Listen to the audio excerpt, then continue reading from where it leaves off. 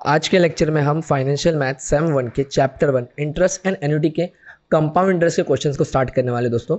इसके पहले ऑलरेडी मैंने सिंपल इंटरेस्ट पे बेस्ड 4 पार्ट की वीडियो सीरीज बना रखी है, जहां पे मैंने सिंपल इंटरेस्ट से रिलेटेड सभी के सभी टाइप के क्वेश्चंस को सॉल्व किया है।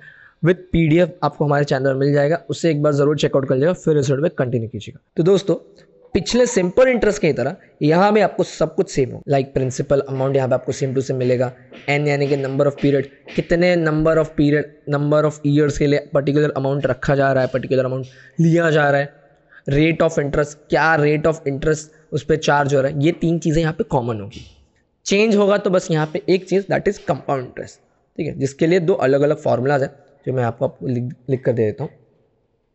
That is A is equal to P plus 1 P into 1 plus R upon 100 power में N।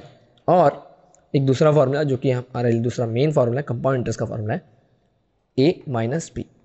ठीक, यही 2 फार्मूलाज हमारे मेजर फार्मूलाज हैं जो इस पूरे एक्सरसाइज में यूजफुल होने वाले हैं। इनके अलावा और कोई फार्मूला नहीं है, जैसे कि हमने सिंपल इंटरेस्ट में देखा था। सेम टू सेम यहाँ पे सिर्फ 2 ही फार्मूला यूज होने वाले थ्रू आउट द एक्सरसाइज। यहाँ पे एक कैच है दोस्तों, सिंपल इंटरेस्ट की तरह यहाँ पे ज़्यादा कॉन्सेप्ट्स नहीं, मतलब कि अलग अलग डिफरेंट टाइप के क्वेश्चंस नहीं होंगे यहाँ पे कंपाउंड इंटरेस्ट में, बट यहाँ पे कैलकुलेशन हैवी क्वेश्चंस होंगे। ठीक है, आपको मैं क्वेश्चंस बताऊंगा। तो यहाँ पे हमारा कैल्सी का यूज़ ज़्यादा बढ़ जाता है। सो बिना कैल्सी के आप प्लीज़ इस वीडियो पर कंटिन्यू ना कीजिए, और इसके जो भी क्वेश्चन आप मेरे साथ सॉल्व करेंगे, कैल्सी आपके पास होना चाहिए। क्वेश्चन स्टार्ट करते हैं हम लोग एक एक करके। सेम चीज़, क्वेश्चन डिकोड कीजिए, फॉर्मूला कौन सा यूज़ करना है वो फाइंड आउट कीजिए, देन आपका फाइनल आंसर मिल जाएगा। बहुत ही इजी टाइप के क्वेश्चन होंगे, बट जस्ट कैलकुलेशन हैवी। ठीक, फर्स्ट क्वेश्चन पढ़ते हैं। Mister Sinha borrow 12,000 for 4 years at compound interest rate of 8%। How much will he have to repay at the end of the period. यहाँ पे कहा है mister Sinha कोई है जिन्होंने 12,000 का अमाउंट बोरो किया है। 12,000 अमाउंट है, बोरोड अमाउंट है, दैट इज आर प्रिंसिपल। हमने पिछले क्वेश्चंस में पूरा सीरीज में यही चीज़ किया, ठीक है, तो दैट इज आर प्रिंसिपल। अब क्वेश्चन डिकोड करना तो आपको आना ही चाहिए दोस्तों, हम लोगों ने बहुत डिटेल में बातें की हैं। ठीक है, कितने टाइम के लिए लिया है, 4 साल के लिए, दैट इज N। कौन से रेट ऑफ इंटरेस्ट से लिया है, दैट इज R।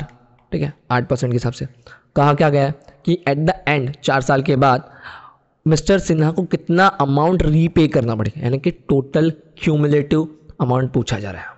और हमारे पास A यानी कि अक्यूमुलेटेड टोटल अमाउंट का फॉर्मूला यहाँ पे है। फॉर्मूला में डेटा को पुट कीजिए और आपका फाइनल आंसर आ जाएगा। तो यहाँ पे ऑफकोर्स अब क्वेश्चन पे ध्यान देते हैं। हमें अक्यूमुलेटेड टोटल वैल्यू पूछे गए, हमारे उसका फॉर्मूला है P ब्रैकेट में 1 प्लस R अपॉन 100 पावर में N। P है हमारा 12,000, A R है हमारा 8% पावर में N 12,000। ठीक है, cross multiply is just nothing, but आप 100 को 1 से मल्टीप्लाई करेंगे। ठीक है, क्रॉस मल्टीप्लाई होता है ताकि यहाँ ये जो ब्रैकेट है, ये जो पूरा ब्रैकेट है, इसके अंदर एक कॉमन डिनोमिनेटर आ जाए। ठीक है, हमने समझ लीजिए 100 से 1 में मल्टीप्लाई किया और ऊपर 8 है, डिनोमिनेटर सेम हो जाएगा, दैट इज 100 पावर में N। कैल्सी ज़रूर रखिएगा अपने पास दोस्तों, क्यों वो आगे आपको पता चलेगा। अब 12,000 ब्रैकेट में 108 अपॉन 100 पावर में 4। ठीक है, अब ऑफ कोर्स मुझे अगर इस ब्रैकेट को ओपन करना है, ठीक है, तो इसके पावर में जो 4 है इसे सॉल्व करना पड़ेगा। ठीक है, और ये जो पावर का 4 है यही हमारे कैलकुलेशन को डिफिकल्ट बनाता है दोस्तों। मतलब कि जब हम कंपाउंड इंटरेस्ट के सम्स करेंगे दोस्तों, पावर में कभी कभी आपको 4, 3, 2, 5, 6, 7, 8 कुछ भी आ सकता है। यही एक पर्टिकुलर चीज़ है जिसकी वजह से आपका CI का जो कैलकुलेशन है वो थोड़ा टफ बन जाता है, नथिंग एल्स। ठीक है, अब यहाँ पे कैसा है कि आपको 108 के पावर में 4 यानी कि 108 इंटू 108 इंटू 108 इंटू 108 ऐसे 4 बार जो 108 को आप मल्टीप्लाई करेंगे उसका आंसर अपॉन 100 को आप जब 4 बार मल्टीप्लाई करेंगे उसका आंसर, दोनों को डिवाइड करना पड़ेगा। ऐसा एक वे है, यह एक सिंपल वे है दोस्तों कि आप 108 में 100 से डिवाइड कर दीजिए। आप कैलसी भी यूज़ कर सकते हैं। सिंपल शॉर्टकट है कि एक न्यूमरेटर के नीचे जितने जीरोज होते हैं उसमें उतने पॉइंट पे डॉट आ जाता है। आप कैलसी यूज़ कर लीजिएगा फॉर द सिंपल कैलकुलेशन। मैं यहाँ पे आपको बता देखिए, जैसे कि डिनोमिनेटर में 1 2 0 है, तो ये जो न्यूमरेटर है उसमें पीछे से दैट इज आपके राइट हैंड साइड से 2 नंबर्स के आगे 0 लग जाएगा, यानी कि 1 2 नंबर के आगे 0, तो ये नंबर बन जाएगा 1.08 के पावर में 4। आप जब कैलसी यूज़ करेंगे 1.08 के पावर में 4 का आंसर आपको निकालना पड़ेगा। ठीक है, मैंने कैलसी यूज़ किया और मुझे फाइनल आंसर पता है, तो मैं यहाँ पे डायरेक्टली लिख देता हूँ, विच इज़ 1.3604। ठीक है, पॉइंट के बाद दोस्तों मैक्स टू मैक्स नंबर लीजिएगा, क्योंकि कंपाउंड इंटरेस्ट में आपका जो फाइनल आंसर है वो पॉइंट की वजह से बदल सकता है। ये मैंने 4 लिखा है, वो भी याद रखिएगा। ठीक है, दिस इज 4, देखिए आप क्लियर दिख रहा होगा। ठीक है, या फिर कभी कभी आपको पॉइंट के बाद 6 नंबर तक भी लेना पड़े, बट अगर वो एक फाइनल आंसर दे रहा है तो आप 6 नंबर तक लीजिएगा, मैक्स 6 नंबर तक लीजिए। ठीक है, आप 4 भी ले सकते हैं, 4 ही इनफ रहेगा मेरे हिसाब से, बट आप चाहिए तो आपको 6 नंबर तक ले सकते हैं। ऑफकोर्स आप कैलसी यूज़ करें तो 6 नंबर तक लेना आप पे डिपेंड करता है। मैं मैक्स 4 नंबर की बात कर रहा हूँ। अब यहाँ पे कैच है दोस्तों, कंपाउंड इंटरेस्ट में याद रखिएगा दोस्तों कि पॉइंटर्स आएंगे, पॉइंटर्स के पावर में नंबर्स आएंगे, पॉइंटर्स के पावर में नंबर आएंगे, तो किसी पर्टिकुलर पॉइंट के बाद कितने डिजिट्स हमें कंसिडर करने हैं। मैं मैक्स 4 डिजिट की सलाह दूंगा आपको कि किसी पॉइंट वाले नंबर के बाद सिर्फ 4 डिजिट कंसिडर कीजिए, इससे ज़्यादा मत लीजिएगा। हाँ, हो सकता है कि ज़्यादा डिजिट लेने से और कम डिजिट लेने से आपके आंसर में थोड़ा बहुत डिफरेंस है, इसलिए मैक्स 4 डिजिट का एक रूल रखते हैं हम लोग। 1.08 के पावर में 4 का फाइनल आंसर था 1.360488, फिर 96 भी था उसके साथ। ठीक है, तो ये देख सकते हैं 4 8 पॉइंटर के बाद 8 नंबर थे, बट मैंने सिर्फ 4 ही कंसिडर किए फॉर द सेफ साइड। ठीक है, 4 नंबर पे आपको आंसर आएगा, approx answer is enough, 4 number तक आपको लेना है, आपकी टेक्निक मेन राइट होनी चाहिए। इसे आप मल्टीप्लाई करेंगे, जब हम इसे मल्टीप्लाई करेंगे तो हमारा फाइनल आंसर आएगा 16,324.8। किताब में हमारा आंसर कुछ इस तरह का आ रहा है। ठीक है, 376 और मेरा आ रहा है 324। पॉइंटर्स का डिफरेंस जैसे कि मैंने आपको कहा, बट हमारा टेक्निक, हमारा वे, हमारा जो सारे स्टेप्स है वो राइट थे। पॉइंटर्स की वजह से डिफरेंस आ सकते हैं, क्योंकि कंपाउंड इंटरेस्ट में आपको जैसे कि मैंने कहा कैलकुलेशन हैवी है, यहाँ पे आपके आंसर्स एकदम एग्जैक्ट मैच नहीं करेंगे टेक्स्ट बुक से, क्योंकि वो शायद 8 पॉइंटर्स का आंसर ले ले, हम 4 पॉइंटर्स वाला आंसर ले रहे हैं। It depends upon you.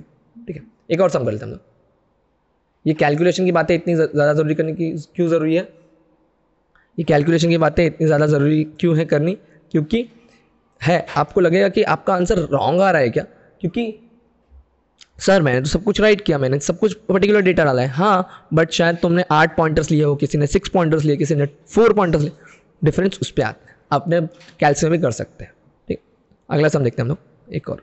जैसे आपका 20 सेकेंड सम है, find the total amount with interest if a sum of 8,000 is kept in the bank for 3 years with 12% compounded half yearly। अब इस क्वेश्चन को स्टार्ट करने से पहले क्वेश्चन का डेटा तो आपको पता होगा। ठीक है, प्रिंसिपल अमाउंट है, कितना अमाउंट बैंक में रखा है, 8,000 का। आपका एन है क्वेश्चन के हिसाब से जो हम लोग बेसिक पढ़ते हैं, 3 years। ठीक है, आपके पास आर था 12% का, बट ये सब तो हमारे पास बेसिक डेटा था, अब तक हम लोग यही क्वेश्चन करते थे, और हमें पूछा गया कि टोटल अमाउंट क्या है। टोटल अमाउंट यानी कि ए का फॉर्मूला हमको यहाँ पे सीधा सीधा फिर से लगाना है। ठीक है, बट यहाँ पे एक चेंज आ गया। द चेंज इज कि हमें यहाँ पे कहा गया कंपाउंडेड हाफ ईयरली। अब जब भी आपको क्वेश्चंस में compound interest half yearly, simple interest half yearly, although हमने सिंपल इंटरेस्ट की जो सम किया वहाँ पे ऐसा कुछ नहीं आया, बट कभी कभी आता है ऐसा, मेजरली इन कंपाउंड इंटरेस्ट में लिखा जाता है कि compound interest half yearly basis पे कितना होगा। मतलब एक साल में अगर हाफ ईयर के बेसिस पे आप कंपाउंड इंटरेस्ट काउंट करते हैं, हाफ ईयर, एक साल का हाफ ईयर है कि एक साल को 2 भागों में डिवाइड करना। ठीक है, तो तब आपका कंपाउंड इंटरेस्ट क्या होगा। ठीक है, तो ऐसे केसेस में क्या होता है, सबसे पहले कि इसका 2 इफेक्ट पड़ता है। एक इफेक्ट आपके एन पे पड़ता है, दूसरे कलर से इसे हाईलाइट कर देता हूँ। ठीक है, एक इम्पैक्ट इसका पड़ता है आपके एन पे और दूसरा इम्पैक्ट पड़ता है इसका आपके आर पे। N will increase and R will decrease. ठीक है, ये लॉजिक याद रखिएगा। अब यहाँ पे कहा है कि हम एक साल को 2 भागों में स्प्लिट कर रहे हैं। ठीक है, एक साल को 2 भागों में स्प्लिट कर रहे हैं। दैट मीन्स हमारा जो हम n कंसिडर करते थे नंबर ऑफ पीरियड, अब उसे हम लोग नंबर ऑफ इंस्टॉलमेंट के तौर पे ट्रीट करेंगे। ठीक है, number of instalment, number of period. ठीक है, आपने इसे 2 भागों में डिवाइड कर दिया। आप पहले अगर बेसिक क्वेश्चन कर रहे थे तो वहाँ पे आप n को 3 यानी कि जितना साल दिया उसको कंसिडर करते थे। अब एक साल को 2 भागों में डिवाइड किया जाए, दैट मीन्स आप 3 के हर एक साल को 2 भागों में 2 कंसिडर करेंगे, यानी कि 3 इंटू 2 करना है आपको। जितना साल दिया है जितने भाग में स्प्लिट करना है, आपको इसका आंसर आएगा 6 ईयर्स, या फिर 6 ईयर्स नहीं, सॉरी, आपको यहाँ पे आपको n मिलेगा, that is 6 duration, 6 period, 6 instalment, ऐसे सब अलग अलग नाम होते हैं इसके। ठीक है, अब r पे क्या होगा, r विल डिक्रीज, यानी कि जो नंबर आपको कहा जा रहा है, जैसे कि हमने एक ईयर को 2 भागों में डिवाइड किया तो हम इस r को 2 से डिवाइड कर देंगे। ठीक है, तो हमारा r बन जाएगा 6। अगर हमें क्वेश्चन में कहा गया है कि आप कंपाउंड इंटरेस्ट को क्वार्टरली, अब एक साल में कितने क्वार्टर होते हैं ये आप मुझे नीचे बता सकते हैं कमेंट सेक्शन में। ठीक है, एक साल में होते हैं 4 क्वार्टर्स। ठीक है, तो आप n को अब 4 से मल्टीप्लाई करेंगे। ठीक है, when it comes for quarter, ये है हाफ ईयर का बेसिस। अगर 4 आए क्वार्टर का है तो 4। ठीक है, और अगेन आपको r को भी 4 से डिवाइड करना पड़ेगा, यानी कि n में मल्टीप्लाई और r में डिवाइड, ये वाला रूल यहाँ पे यूज़ होगा। ये चीज़ बस आपको ये पकड़नी थी। बाकी यहाँ आपको टोटल अमाउंट वापस पूछा गया, हम p का यहाँ पे फॉर्मूला यूज़ कर देंगे। बाकी आपको यहाँ पे टोटल अमाउंट पूछा गया तो हम यहाँ पे a का फॉर्मूला यूज़ कर देंगे, a is equal to 1 plus p into 1 plus r upon 100 power में n। p अगेन 8000, r है आपका 6, नीचे 100, n आपका बन गया डबल, दैट इज अगेन 6। ठीक है, कैलसी में सॉल्व कीजिएगा आप 8000। ठीक है, एक और सिंपल कैलकुलेशन आपको बताता हूँ। ये देखिए 6 को अगर मैं 100 से डिवाइड करूँगा, कैलसी में आप ये चीज़ कर सकते हैं। ठीक है, फॉर द बिगिनर्स जो पॉइंटर्स वाला फ्रैक्शन वाला डिवीजन नहीं जानते, ठीक है, वो कैलसी यूज़ कर लीजिएगा प्लीज़, या फिर 100 से 6 में डिवाइड कर लीजिएगा अगर आपको बेसिक डिवीजन आता है तो। इसका आंसर आएगा 0.06। तो आपका 6 अपॉन 100 बन जाएगा 0.06, इसके पावर में 6। 1 प्लस 0.06 क्या होगा, 1.06 के पावर में 6।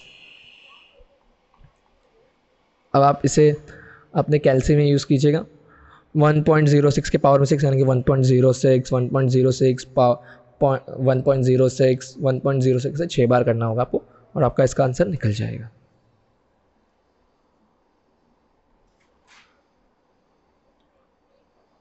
मैं अगेन यहाँ पे 4 पॉइंटर्स तक ही लिख रहा हूँ, आप कैलसी के कितने पॉइंटर्स हैं उतना कंसिडर कर सकते हैं। ठीक है, 1.1485, इसका फाइनल आंसर आएगा 11,348.152। मैं किताब का एग्जैक्ट आंसर लिख रहा हूँ दोस्तों, आपको इसके पास आसपास का ही आंसर आएगा 11,300। अगर आपको आ रहा है 11,358, 68 या फिर 28 ऐसा कुछ आ रहा है, 11,300 के आसपास आ रहा है ना, इतना आप अप्रॉक्स लेकर मार्जिन चल सकते हैं। ठीक है, पॉइंटर्स में थोड़ा डिफरेंशिएशन आ सकता है, शायद 11,348, 258, 239 ऐसा कुछ भी है, 11,300 के मार्जिन ऐसा रखिएगा। ठीक है, अब ऐसा ना हो कि आपका क्वेश्चन का आंसर ही 14,000, 18,000 आ रहा है, वो नहीं हो सकता।